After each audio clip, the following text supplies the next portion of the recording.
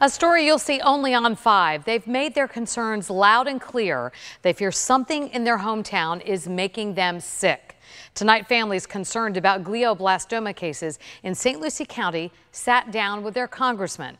News Channel 5's Megan McRoberts is live with the big steps he's taken on their behalf to push for answers. Megan? Kelly, Congressman Mast told me that he and his office have listened to our stories, and as a result, they reached out to various health experts. Now Mast tells me that the CDC is on board and looking into what its experts can do to help in our area. These are the stories. Get off work one day and I come home, have a seizure.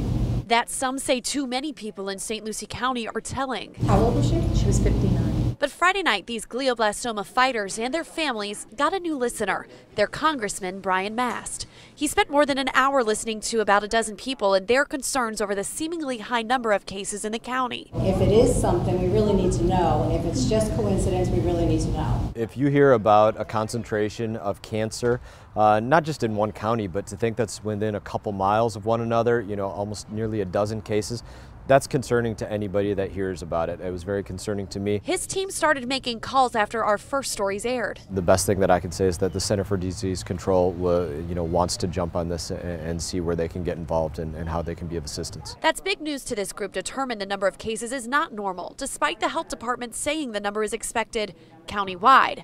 Mast echoing their desire to see an investigation zero in on smaller areas within the county, where some people were diagnosed within blocks or even on the same street. While some of the health department numbers might suggest that countywide, the numbers countywide, it's not something to completely be alarmed about. When you look at the proximity that all the individuals that we were speaking to here this evening, they live within from one another, it's alarming. Mast praising them for telling their stories. Through your reporting and your story, dozens of people coming forward since then saying, hey, this has affected somebody in my family, or this has affected me directly.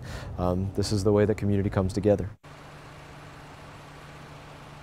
And I have reached out to the CDC to get more details on exactly how they are planning to get involved. As soon as I hear back, we will update the story.